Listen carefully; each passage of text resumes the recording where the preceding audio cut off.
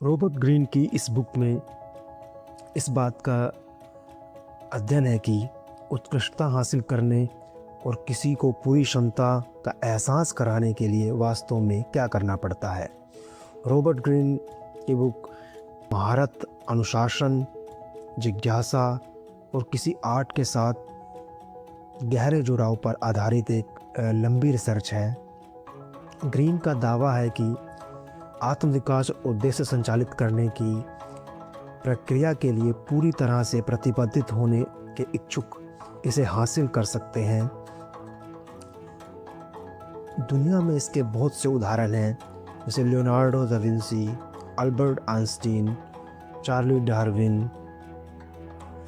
ऐतिहासिक हस्तियों उनके जीवन से प्रेरणा लेते हुए ग्रीन उन सिद्धांतों की पहचान करते हैं जो असाधारण उपलब्धियों का आधार है।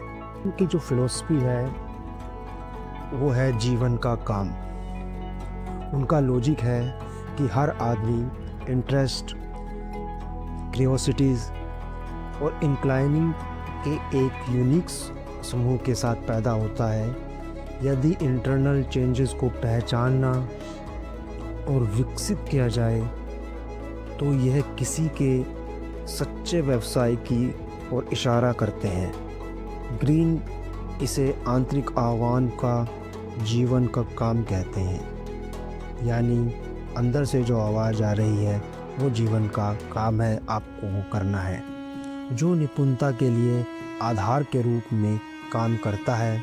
हालांकि बहुत से लोग अपने जीवन के काम को पहचानने या उसका अनुसरण करने में विफल हो रहते हैं। इसका कारण कुछ भी हो सकता है, जैसे कि सामाजिक दबाव, फाइनेंशियल फ्रीडम की खोज, विफलता का डर और तत्काल संतुष्टि का लालच अक्सर व्यक्तियों को उनके प्राकृतिक जुड़ाव से दूर ले जाता है, जिसके परिणाम स्वरूप निराशा की भावना पैदा होती है। किसी के जीवन के काम की पहचान करने के लिए आत्मचिंतन की ज़रूरत होती है। निपुणता की ओर पहला कदम कार्रवाई से शुरू करना नहीं, बल्कि आत्म जागरूकता से शुरू करना है। किसी भी काम में महारत हासिल करने के प्रयास से पहले यह समझना आवश्यक है कि वास्तव में आपको क्या उत्साहित करता है, आपकी जिज्ञासा कहाँ सबसे अधिक है और कौन सा काम सार्थक लगता है।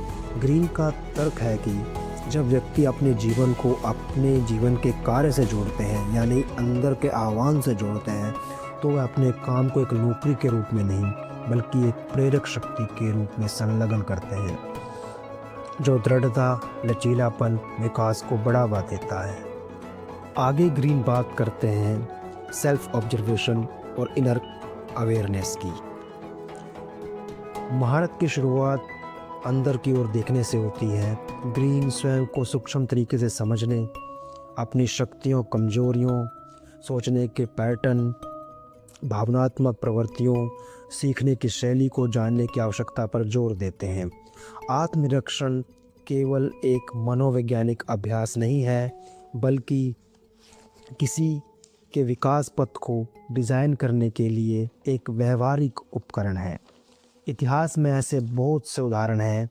बेंजामिन फ्रैंकलिन ने खुद को बेहतर करने के लिए अपने दैनिक व्यवहार, नैतिक चूक और व्यक्तिगत आदतों को सावधानीपूर्वक दर्ज किया। उन्होंने संगम, संयोग और विनम्रता जैसे गुणों को विकसित करने के लिए संरचित अभ्यास बनाए। यह प्रदर्शित करते हुए आत्म जागरूकता, अनुशासन, अभ्यास के साथ मिलकर लगातार सुधार किया। ग्रीन इस बात पर भी प्रकाश डालते हैं कि सेल्फ ऑब्जर्वेशन जिज्ञासा और दृढ़ता को बढ़ावा देता है। जो व्यक्ति अपने सीखने के पैटर्न और भावनात्मक प्रवृत्तियों को समझते हैं, वह निराश हुए बिना असफलताओं से निपटने में बेहतर ढंग से सक्षम होते हैं। आगे लिखते हैं कि प्रगति धीमी होने पर आवेगपूर्वक प्रतिक्रिया करने या हार मानने की बजाय वह चुनौतियों को सीखने और अनुकूलन के अवसर के रूप में देखते हैं। अनुकूलन का यहाँ मतलब है कि ये एक तरह का अभ्यास का तरीका है। बात करते हैं अप्रेंटिस फेज की। एक बार जब जीवन के कार्य की पहचान हो जाती है तो निपुणता की ओर यात्रा सीखने के चरण में चली जाती है। आधुनिक संस्कृति में इस चरण को अक्सर गलत समझा जाता है, जो तत्काल परिणाम का जश्न मनाता है। अक्सर सीखने की प्रोसेस को नीरस बताता है, जहां मूलभूत कौशल विकसित किए जाते हैं। ग्रीन इस बात पर जोर देते हैं कि यह चरण महत्वपूर्ण है। इसके बिना महारत के बाद के चरण अस्थिर जमीन पर निर्मित होते हैं। ये ग्लैमरस नहीं है और यह शायद ही कभी तत्काल पुरस्कार प्रदान करो, लेकिन यह वह जगह है जहां परिवर्तन होता है। इस चरण में प्रशिक्षु नवाचार करने या परंपराओं को तोड़ने के प्रयास करने से पहले अपने क्षेत्र के नियमों को सीखता है। इसकी तकनीकी आवश्यकताएं, परंपराएं, बारीकियां, यहाँ अनुशासन आवश्यक है। तकनीकी निपुणता के बिना रचनात्मकता लक्ष्यहीन हो जाती है। उदाहरण के लिए थॉमस एडिसन के प्रकाश बल्ब के साथ सफलता प्राप्त करने से पहले विद्युत उपकरणों के साथ प्रयोग करते हुए वर्षों बिताए। इस अवधि के दौरान उन्हें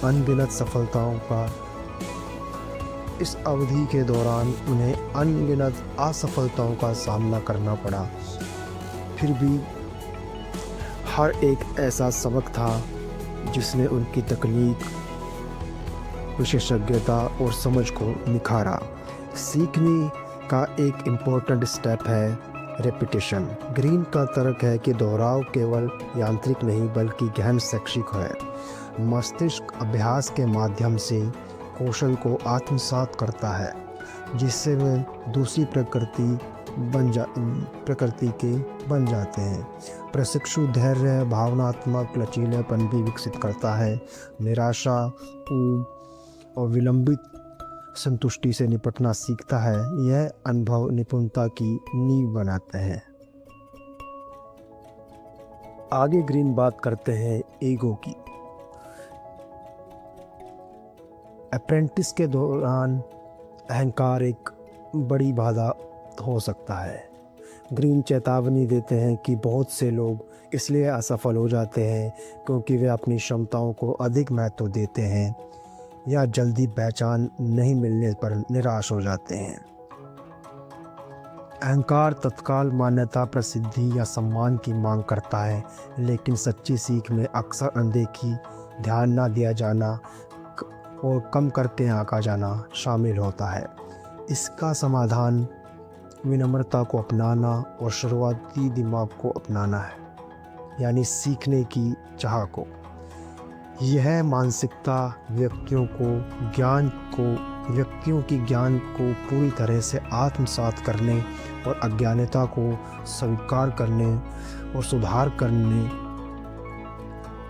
की अनुमति देती है। ग्रीन इसे महान भौतिक विज्ञान रिचर्ड फेनमैन के उदाहरण से दर्शाते हैं, जो समस्याओं को बच्चों जैसी जिज्ञासा के साथ देखते हैं, धारणाओं पर सवाल उठाने से नहीं डरते या शून्य से शुरू करते हैं। अहंकार को नियंत्रण में रखकर प्रशिक्षु सीखने के लिए खुले रहते हैं, बिना किसी डर के प्रयोग करते हैं। असफलताओं को अवसरों के रूप में स्वीकार करते हैं। ये ग्रीन बताते हैं मेंटरशिप के बारे में। जैसे जैसे अप्रेंटिस अपने कौशल को गहराते हैं, सलाहकार महत्वपूर्ण हो जाते हैं। मेंटरशिप मार्गदर्शन, परिप्रेक्ष्य और प्रतिक्रिया प्रदान करके विकास को गति देते हैं, जिसे अकेले एकांत अभ्यास के माध्यम से प्राप्त नहीं किया जा सकता। सलाहकार प्रशिक्षु की कठिनाइयों से निपटने, तकनीकों को परिष्कृत करने और उनके शिल्प के व्यापक संदर्भ को समझने में मदद करते हैं। हालांकि ग्रीन अंधी नकल के खिलाफ चेतावनी देते हैं। परामर्श का लक्ष्य विकास है, निर्भरता नहीं। प्रशिक्षु को अंततः अपनी आवाज़ विकसित करने के लिए गुरु की छाया से आगे निकलना होता है। गुरु प्रशिक्षु की गहनशीलता 3 चरणों से होकर विकसित होती है: अवशोषण, संघर्ष, स्वतंत्रता।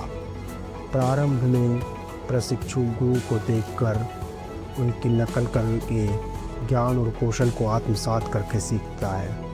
धीरे धीरे तनाव पैदा होता है क्योंकि प्रशिक्षु अद्वितीय दृष्टिकोण विकसित करता है और सलाहकार के तरीकों को चुनौती देना शुरू करता है। यह जीवन विकास का एक स्वाभाविक और आवश्यक चरण है। अंत में प्रशिक्षु पाठों को एकीकृत करता है, व्यक्तिगत रचनात्मकता के साथ सीखे गए कौशल को जोड़ते हुए स्वतंत्र रूप से आगे बढ़ता है। उदाहरण के लिए लियोनार्डो दा विंची को फ्लोरेंस में मार्गदर्शन से लाभ हुआ, लेकिन उन्होंने एक अनूठी शैली बनाई जो किसी भी एक शिक्षक के प्रभाव को पार कर पाई। आगे ग्रीन बात करते हैं सोशल इंटेलिजेंस की। महारत पूरी तरह तकनीकी नहीं है, सामाजिक बुद्धिमत्ता भी उतनी ही महत्वपूर्ण है। ग्रीन इस बात पर जोर देते हैं कि जटिल मानवीय वातावरण में अकेले प्रतिभा अपर्याप्त है। लोगों, उनकी प्रेरणाओं, आशंकाओं, पूर्वाग्रहों, व्यवहारों को समझना महत्वपूर्ण है। कई प्रतिभाशाली व्यक्ति असफल हो जाते हैं क्योंकि वह सामाजिक गतिशीलता की गलत व्याख्या करते हैं, आवेग में कार्य करते हैं या भावनात्मक प्रतिक्रियाओं को निर्णय पर हावी होने देते हैं। सामाजिक बुद्धिमत्ता या कहें सोशल इंटेलिजेंस में एक सावधानीपूर्वक अवलोकन, भावनात्मक अलगाव, रणनीतिक सोच शामिल है। प्रतिक्रिया की बजाय प्रतिक्रिया देना, बिना छेड़छाड़ के प्रभाव डालना, दबाव में स्पष्टता बनाए रखना सिखाते हैं। नेपोलियन बोनापार्ट और महारानी एलिजाबेथ प्रथम जैसे ऐतिहासिक हस्तियों ने इस कौशल को उदाहरण दिया है। अत्यधिक प्रतिस्पर्धी माहौल को सटीकता के साथ नेगेटिव किया। यह समझा कि कब शक्ति का दावा करना है और कब धैर्य का। ग्रीन इस बात पर प्रकाश डालते हैं कि भावनात्मक महारत तकनीकी कौशल का पूरक है, जिससे मास्टर को जीवन के आंतरिक और बाहरी दोनों क्षेत्रों में प्रभावी ढंग से काम करने की अनुमति मिलती है।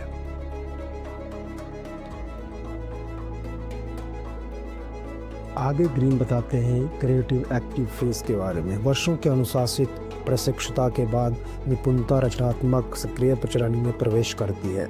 यहाँ संचित ज्ञान और अनुभव मिलकर मूल अंतर्दृष्टि और नवीन समाधान तैयार करते हैं।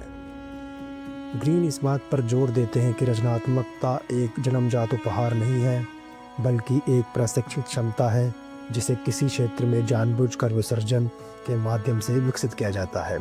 इस चरण के दौरान अंतर्ज्ञान एक मार्गदर्शक शक्ति बन जाता है, लेकिन अंतर्ज्ञान जैसा ही ग्रीन स्पष्ट करता है कि अनुमान नहीं, यह व्यापक अनुभव, पैटर्न और सिद्धांतों को आंतरिककरण होता है।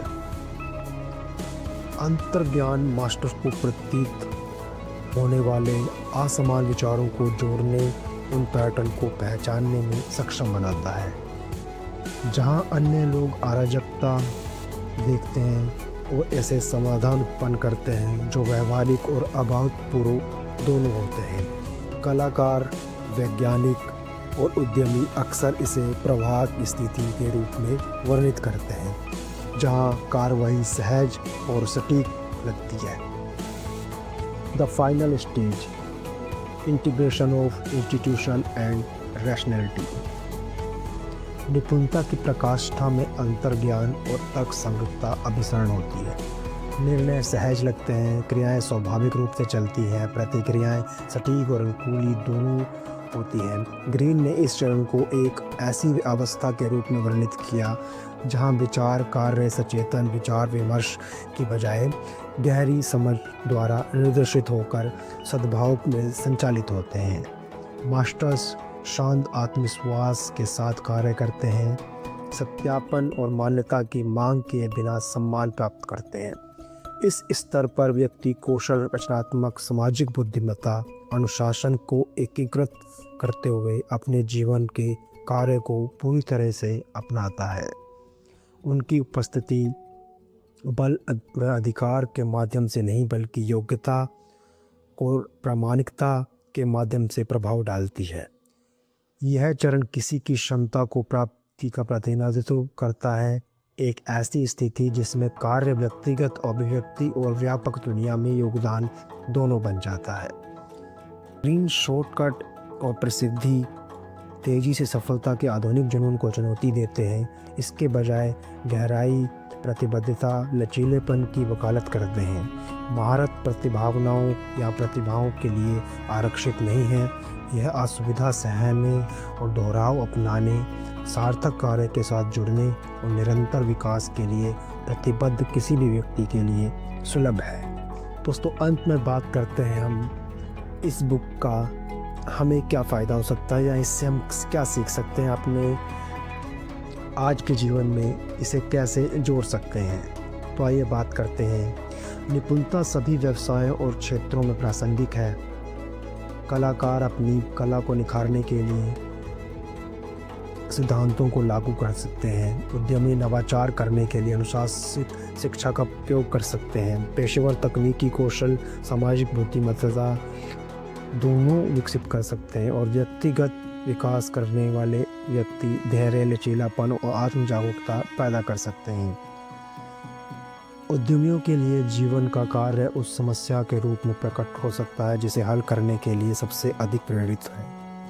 रचनात्मक पेशेवरों के लिए ये वह कला के रूप में आ सकता है जिसे वो तलाशने के लिए बाध्य महसूस करते हैं। वैज्ञानिकों के लिए यह अनुसंधान नवाचार है जो जिज्ञासा को उत्तेजित करता है, पूछताछ को प्रेरित करता है। सभी मामलों में महारत हासिल करने के लिए लगातार अभ्यास, रणनीति, शिक्षा, मार्गदर्शन, अनुशासन के साथ रचनात्मकता के एकीकरण की आवश्यकता होती है।